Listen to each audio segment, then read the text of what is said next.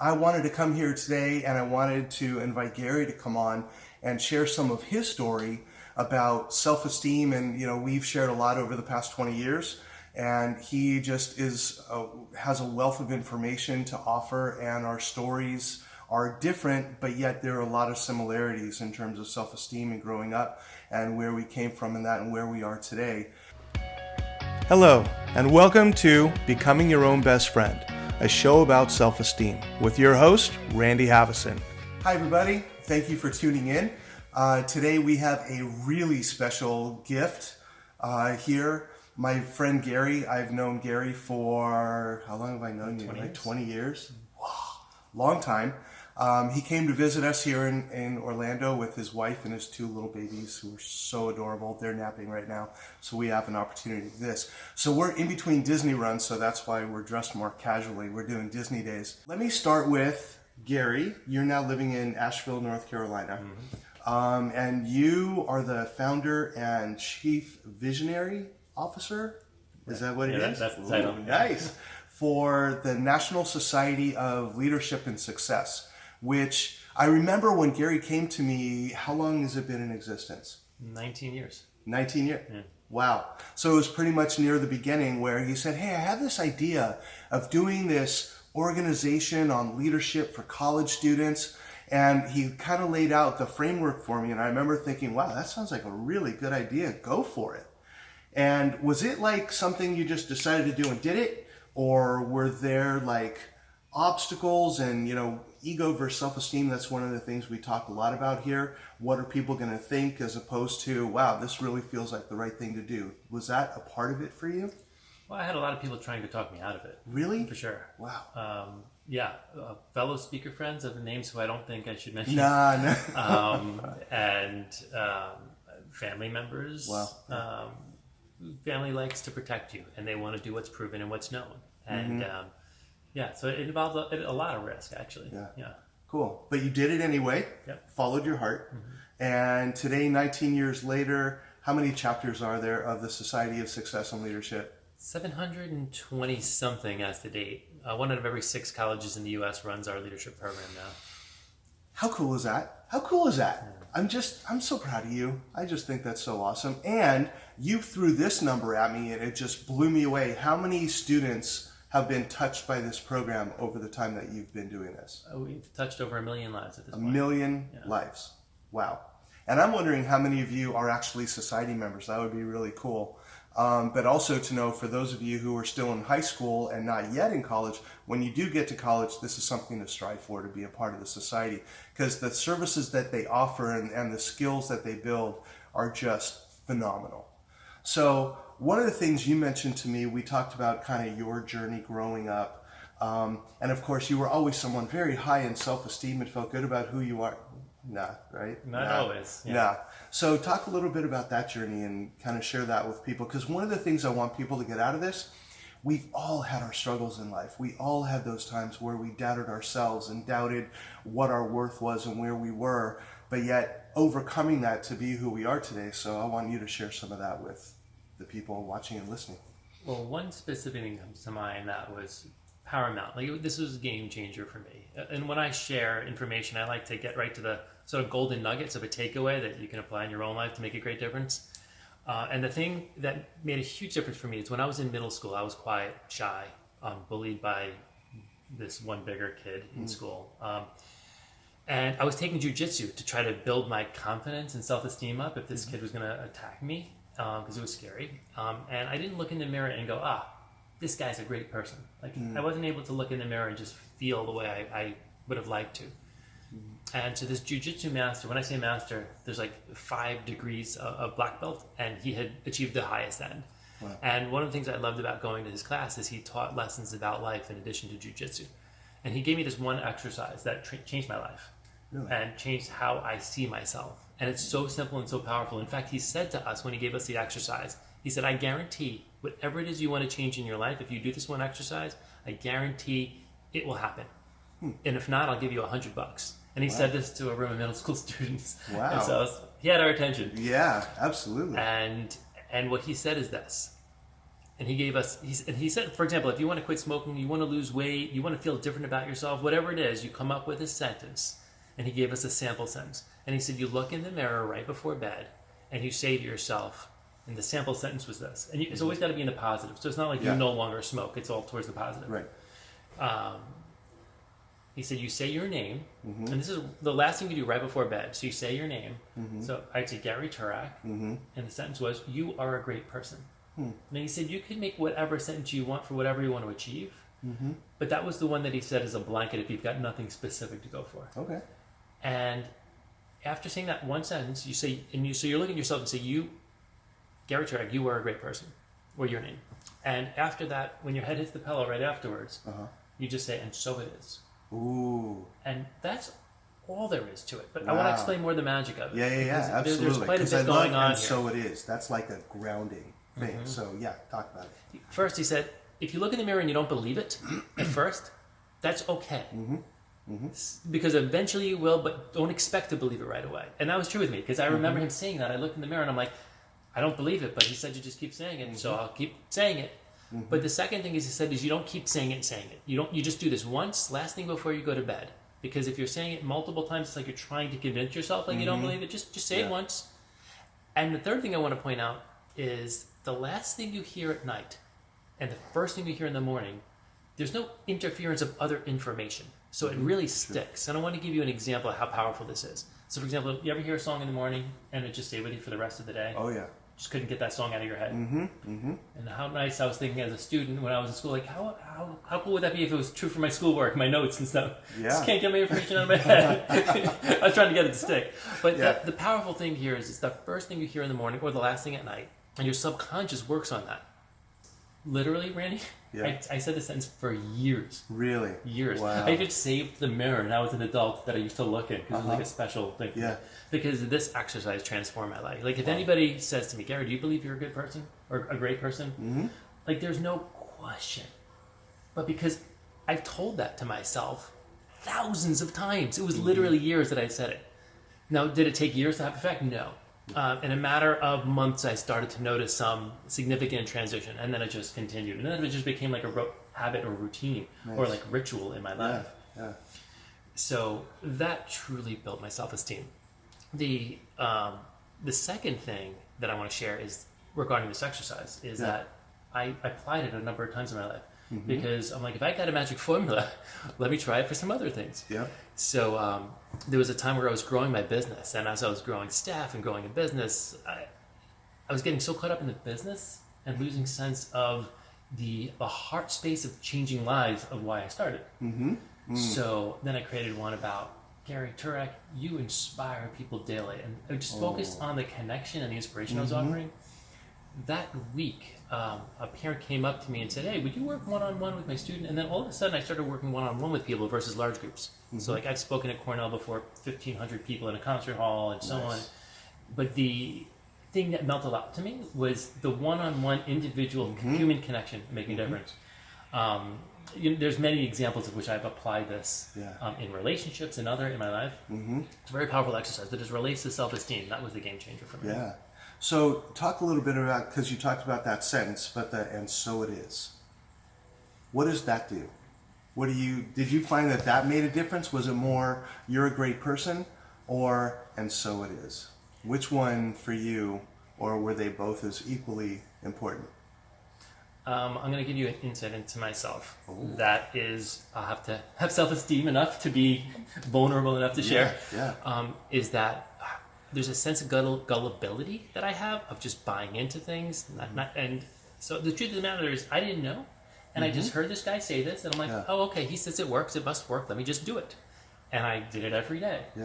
And so I don't know if it was the first part, the second part, the combo. It was just, hey, if he says this works, let me try it out. And that's been part of a recipe for success I believe that I've had of, hey, I'm hearing something from somebody very successful. They're saying, here's a formula, let me try it. And I put it into practice. And I've done that many times with many types of formulas or techniques or strategies. And being able to say, hey, I don't need to fully understand it. Let me just give it a go and see if it works has been very helpful. Very cool. So I don't know is the answer. Okay, well, let me just share with everybody and share with you that phrase is ancient. And a lot of shamans and elder wisdom, wise men use that as a way of grounding. Like you put something out and you ground it, and so it is. It's like, make it so. So it's a very powerful phrase. And I went to this men's retreat for a while, and it was so awesome. And we all became so vulnerable and close to each other. But at the end, we would always say, and so it is. And it's like, boom, it just grounds it and makes it real. So that's a very powerful, very ancient phrase. So that was just as important as the I'm a great person, and so it is. So yeah, I encourage people to give that a shot and to do those kind of things, because the simple thing can mean so much. And do you notice that when you're on the right path and doing the right thing, it's like really cool things tend to happen in your life? Absolutely. Yeah. And I find that it's when almost like magic just starts to happen. Things start coming your way when you put out the energy of what you want in a very clear way and ask for help. Yeah. Yeah. Like, let me give an example of this. Gary and I both have really good parking karma. We do. We do. And it was just like magnified while he's been here. Yesterday we went over to Animal Kingdom, and you know, the parking there is just crazy. And we pull in, and Gary tweaked his ankle a few days ago, so he's been on crutches and really taking care of himself. And we went to the front of the park, and I thought, let me just drop you off. And I asked the guy, hey, would it be okay if I just drop him and the twins off? He's like, why don't you just park over there? And we were in the second row in the first spot at Animal Kingdom, which is like unheard of. It was so cool. For a park that houses up to 56,000 people? Yeah. So it was just really cool that, you know, when you're on target, really cool things just start to happen.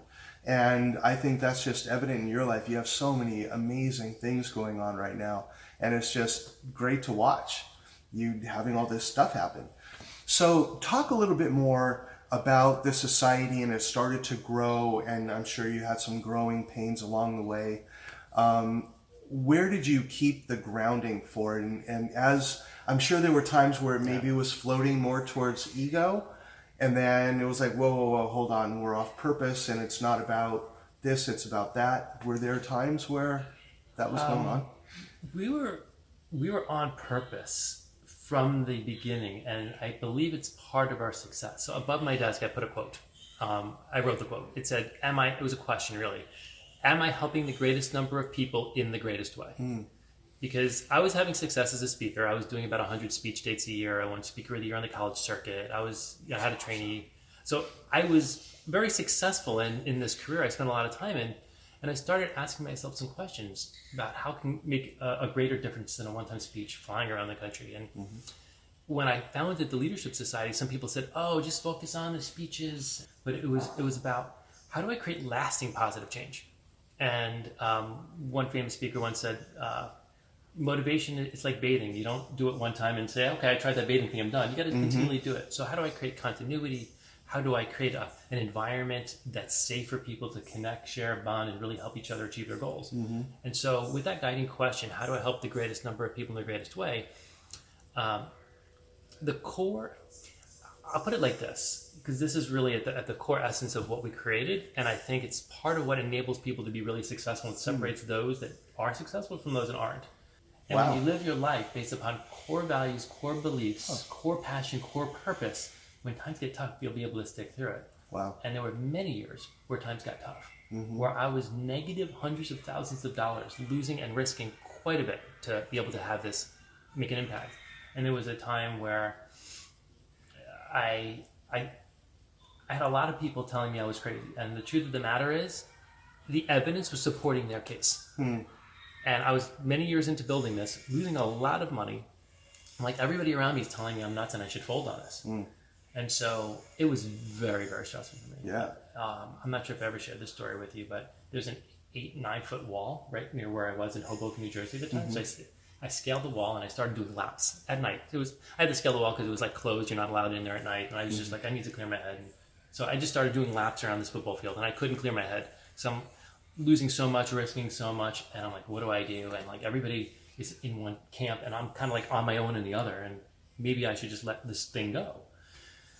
And not being able to clear my head, I went about a third of the way into the football field. I threw up my arms, like in the Da Vinci position. My arms and my legs were just out. I'm looking at the sky, and I said to myself, this is what came to mind. One of my buddies once said, you know what? When you're in a tough spot, just bottom line it. Worst case scenario, and see if you're okay in the worst case. So I went to the worst case. I said, I lose it all. Let me just allow myself to go there for a second. Like the whole thing folds, I lose everything. How am I? And Randy, in that moment, the most amazing thing happened. I realized that was okay. In fact, that was better than okay. Wow. Because I lived my life based upon core values and beliefs to help people. It was a noble mission. I said, like, wow. Even if I lose everything, I live my life doing everything I have, going after it with everything I've got. And in that moment, a warm sensation filled my whole body. It was like a major shift in beingness. I didn't realize I'd start losing it on the podcast. But this is like a major turning point in my life. Yeah, absolutely. And, I got to like the core of what mattered for me versus the world around me telling me what I should be doing. And in that moment, once I had that warm sensation, I was like, I get it. Like, I'm on purpose. Yeah. This is right. This is what I meant and I really want to be doing, and I knew it and I felt it. So that crazy sensation trying to clear my head, it was gone. I was shifted and feeling amazing. And in that moment, so I said, let me just ask a question. And so the question I said is, can you give me a sign? Sure. Yeah. And so gullible Gary said, all right, I just asked for a sign. Might as well sit up and look for one. Yeah. So I literally sat up, and the team for that high school, the Hoboken high school team won state champions a number of years. So there's a huge sign. State champ, 95, 97, whatever, 98. It was years ago. So in any case, underneath the big sign was the name of the team, Red Wings. REDWINGS. So I'm looking at the Red Wings sign. I'm like, is God drawing me a sign here? Because this is all I could see, because it's dark and that sign was lit up. Yeah. And so I said, let me rearrange these letters for a second and see if they spell anything. And if you take Red Wings and you rearrange the letters, you're left with DREW, Drew, SIGN, sign. I'm like, you just drew me my sign. Wow. I'm good. Yeah. Okay. Got it. All right. And that was how long ago? Oh my gosh. And it was over a decade ago. Okay. Yeah. And then after that, you saw it just take off, yeah? Yeah. And it wasn't like an overnight success. No. So many of us look at people and think, oh, look at their overnight success. No. For me, it took like decades to have overnight success. Right. Yeah. But yes, at a certain point, things really started to take off. And there is a formula that I used that enabled things to go from eventually to breaking even from losing, to explosive growth. And this formula is one that I got out of a book called Think and Grow Rich by Napoleon Hill. Great Which is a book, not just about getting rich, but of whatever you want out of life. Yeah. And in the first 30 pages of that book, there's a formula for whatever you want to get out of your life. Highly recommend the book. It's in there. Yeah. In fact, in terms of books and other, I have a gift that I'd like to give those that are listening, if you'd like. Sure, if you don't mind, Gary. So, if you like the kind of concepts or strategies I'm sharing, I put together 2 programs. One is called Discover the Secrets of the World's Most Successful People. It's recorded before a live audience. And if you'd like that, I'll give that to you as a gift for free. If you don't mind, if we give your email address, if anybody emails you, if you want to I'll give you a link and they can download it for free. Awesome. Okay. So again, my email address is randy@randyspeaks.com. So shoot me an email and talk. I'll give you a free download for the audio program recorded before a live audience. And so through a number of interviews I had over a number of years with highly successful individuals, people will be able to see, here's how I could apply things in my own life.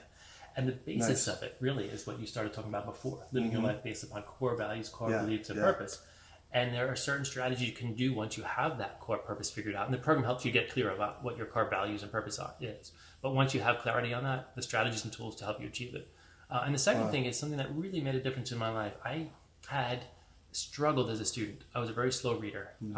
My mother had to read to me for me to get through school. Wow. And I became an Ivy League graduate. And so these techniques that are in this program I put together, it's called Better Grades in Less Time, literally took me from 100 words a minute or less to about 1,000 words a minute to a graduate of Cornell University. And all of those strategies helped me to be able to be successful in business, to be able to read all the business books, to apply to making a difference in the world. So It'll show you how to increase your reading speed, memory, focus, and so on, test taking skills. And even if you're not in school and you're a professional, I've worked with professionals, and it'll help you increase your reading speed, comprehension. So, and just so you know, this is the program that he was doing as a speaker on college campuses, speaking over 100 times a year. yeah. So all the big names, Harvard had me come in. And yeah, so on. I mean, it works. Yeah. So that's called Better Grades in Less Time. When you email Randy, I guess just put like free gift or something in the subject heading. Yeah. And now this stuff's changed my life, and I just want to give it away for free because I know how impactful it is. And so, wow. Yeah. So thank you. Yeah, you're welcome. I told you he was awesome. You're awesome. You're such a good guy. God, I love hanging out with you. You made me cry today.